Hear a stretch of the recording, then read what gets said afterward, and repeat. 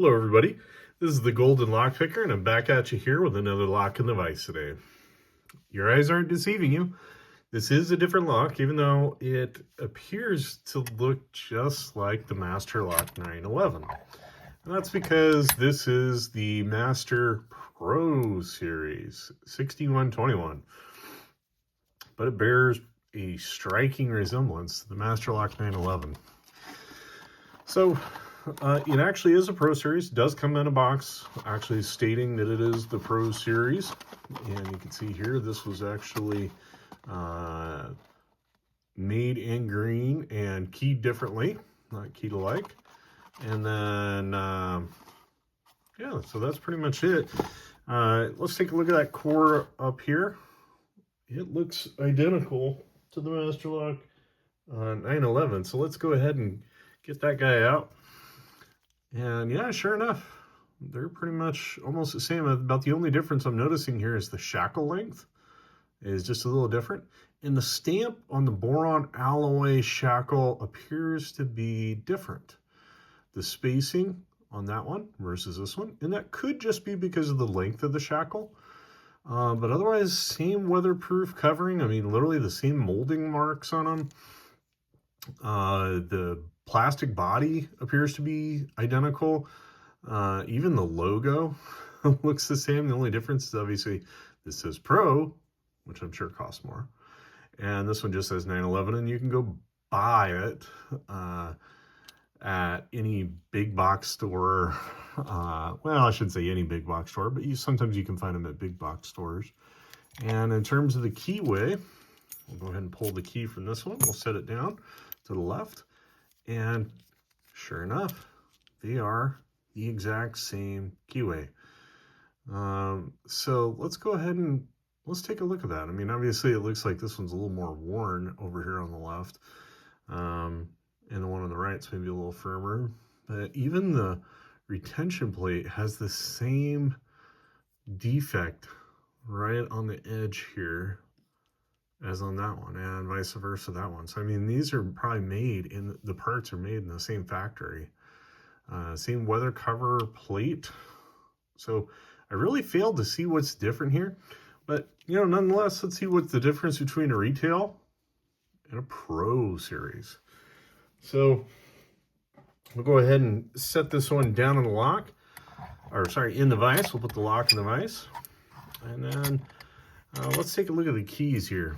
So this is the Pro Series, this is the 911, and yep, sure enough, these are the 6000B keyway. So this is, or 6000B key, or in some literature, I've seen it referred to as the W6000 core. They are both 5-pinners. This is the 911 key on the left. This is the Pro Series on the right. So for all intents and purposes, they look the same to me. I don't see any difference. You know, I feel like this is one of those memes that you see from The Office. You know, corporate wants you to identify what's different about this picture, and they say they're the same. Well, I'm having a hard time understanding how they got away with branding a lock that's identical to its retail counterpart or its Pro Series counterpart, and somebody actually was employed to do that. So let's go ahead and use this key here. We'll turn that over, and it is the same as the other one. You have to pull on the shackle to get it to open. The weather housing kind of holds it in. It is ball bearings, just like the other one, and it uses a hex key for the retention screw. So at this point, I think it's honestly the same lock, but you know, let's pick through it because it is listed as a different lock, because it is sold as a different lock from Masterlock. I'll be using top of the keyway tension here from Jimmy Long's. That's what I'm going to use for tools. And I believe what I've got here is the 40 thousandths. Yeah, 40 thousandths Stapley keyway turner. And again, just like with the 911, really one of the most challenging things about this is when you turn it over, you can lose your tension and it'll fall out. So keep that in mind. And as you do get an open, stop and then grab another tensioner just to make sure you don't lose that and turn it over. Otherwise, as I mentioned in the 911 video, this core will just spin right back if you drop the tension, and then you'll have to pick it over again. So really this weather housing kind of is more of a bit of a challenge there, and what makes that a little bit of a pain. I'll be using a short flat hook in 23 thousandths from the starter set. Again, I think this is a great pick just for anybody, even up to, you know, from white belt and on. So, okay, let's go ahead and we'll go in all the way to the back here. And we'll just start from the back. All right, we got a little bit of a click there on the back. And we, as you can see there, we are a bit over in a falset already. So let's go from there and just start spool hunting. See what happens here. Okay, I think I'm on 4. Getting a little bit of counter rotation. I don't feel like I'm getting quite what I'm looking for. So I'm gonna keep hunting. All right. Ooh, got a little something there, I think, on 3.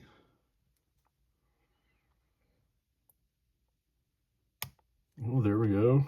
Got a really good falset. I believe that was on 2.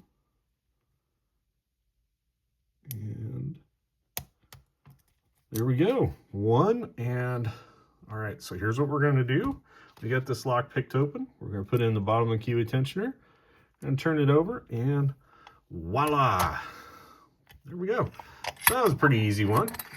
So that's the Masterlock Pro Series 6121. It's a green belt lock on lpubelts.com or Lockpickers United. So again, that's kind of my focus on my channel. I really do enjoy this lock sport community. So, you know, if you're interested in just kind of the differences of, you know, one lock to another, go check out lpubelts.com. They do a fairly good job of ranking different types of locks and giving you kind of a scale, if you will, to kind of work through, like a karate belt flare there. So what I'm going to do is, since this would be a short video, if I didn't do a little bit more, I'm going to gut this thing, and we'll see if it has the exact same core and pinning in it that the Masterlock 911 has, and we'll just go from there. So we'll go ahead and take out a 7/64 of an inch hex key, and I'll just gently, as I've learned, carefully undo that screw, and there we go. Looks like the retention nut has fallen out, and here's the plate. And if you want to see what that looks like, there we go. There's the core, and there's the retention screw. I'll drop that screw out, and there's that core. Okay, you drop that out, and we'll just set that down there. Give you guys a chance to just look inside there. There's the actuator. You see this is laminated construction, so that's kind of neat. We'll go ahead and set this guy off to the side there. And here is our core. So what I'm going to do here, just to be on the safe side, because I don't want to have a gutting disaster, is I'm going to turn this core to the lock position. There we go. You could hear it click. And what you're hearing is all those key pins falling down in. And we'll set that down. And it does look like it has a C-clip or a circlip on the back there. So we'll go ahead and see if we can find us my Sparrow's gutting tool. And then I think I'll want this particular device from 44 Delta. And that is my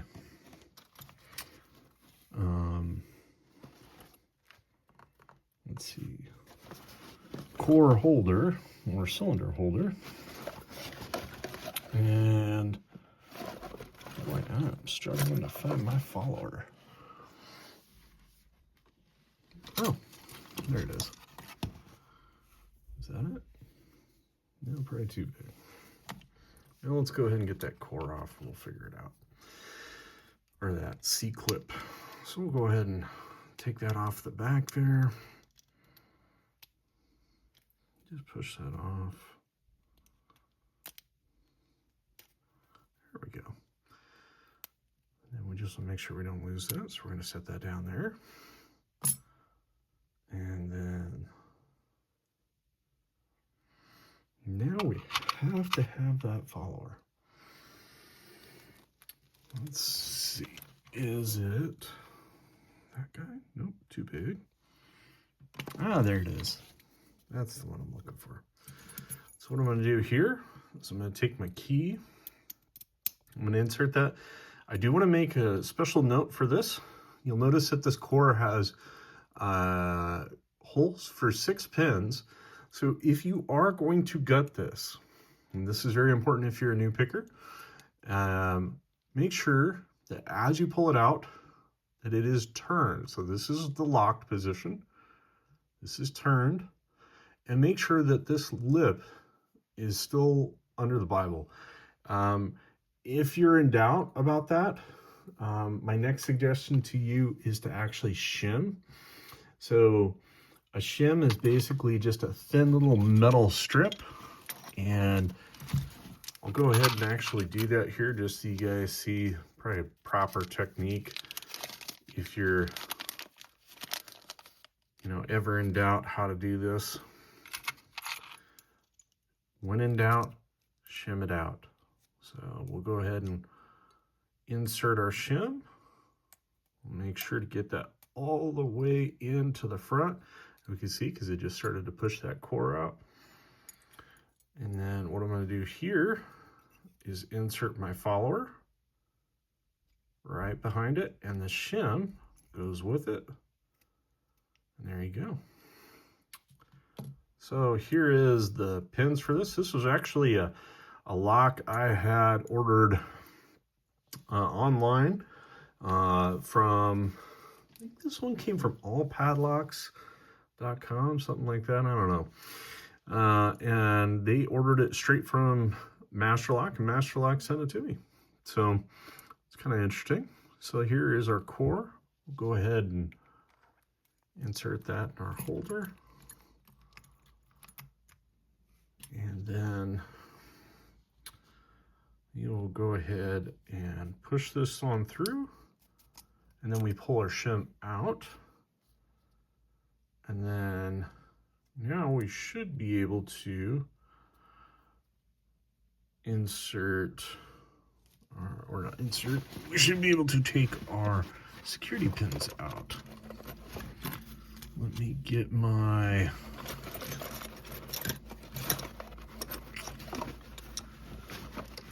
oh boy, where are you, Mr. Tweezers for pinning? Ah, there we are. Okay. Sparrow's pinning tweezer. Okay, and we're working our way from the front. So this would be pin number 1.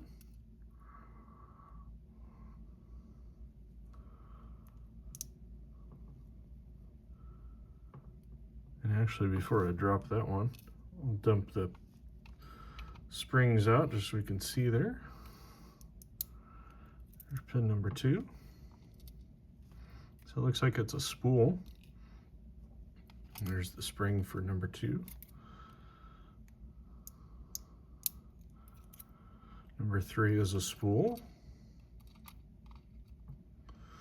And then we'll go ahead and dump that spring. It's a normal spring. Okay, and 4 is a spool. Big shocker there. And there is our last one. And this one is serrated, very, very lightly serrated. And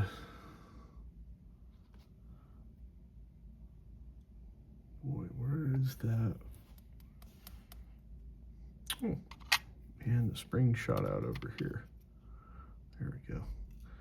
Yeah, all the springs are the same. There's no difference with those. You guys will get a close up here in just a second. I'm going to go ahead and pull the key pins. There's the key. We'll start dumping these. 1.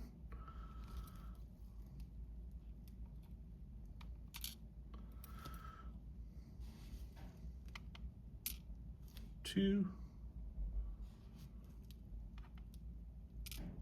3. 4. And 5. Okay. Let me just arrange these because some of them spun around in the pinning tray. If you guys are interested in this pinning tray for gutting or for any of the tools that I'm using, there'll always be information down below, so you can always find those 3D printed tools from 44 Delta. Real big fan of their stuff. I think they're pretty awesome. And then same thing for any of the Sparrows gutting stuff. You'll find a link in the description down below. Let me just pull that out of there. Appreciate you guys hanging in here with me. But then again, you guys can always move ahead, and I'll always include timestamps down below. All right, so let's take a look at the Masterlock Pro Series 6121. And in my opinion, this is the exact same lock as the Masterlock 911. I don't think there's any difference at all.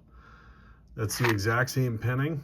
It has a serrated security pin in slot number 5, which was the exact same as the 911, and then spools in slots 1, 2, 3, and 4.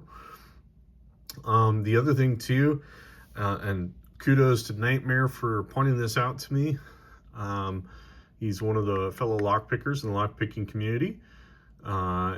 They use unbalanced stacks, pin stacks. So just be careful as you're trying to rotate these over. You could potentially, if this is below the shear line with number 3 there, if it's a real low cut, you could end up maybe damaging the spring or something. So just keep that in mind. They use unbalanced pin stacks. So yeah, that's Masterlock 6121. Nothing special with the core there. It is drilled for 6, but they definitely didn't do anything. There's no milling on here, no counter milling, no decking to it, nothing. Same thing with the Bible there. It's plain Jane, drilled for 6, but only pinned for 5. So I hope you guys enjoyed this video for the Masterlock Pro Series 6121. And if you guys haven't already, feel free to check out my playlists. I include all of my locks based on their specific belt assignment from LPU belts when the videos were shot. And then also I also put the locks in there based on if they're laminated or brass body, any of that kind of stuff. So if you're looking for particular locks, you want to see more of them, go check out those playlists. So thank you guys for tuning in and watching. Have a good day. See you in the next video. Bye.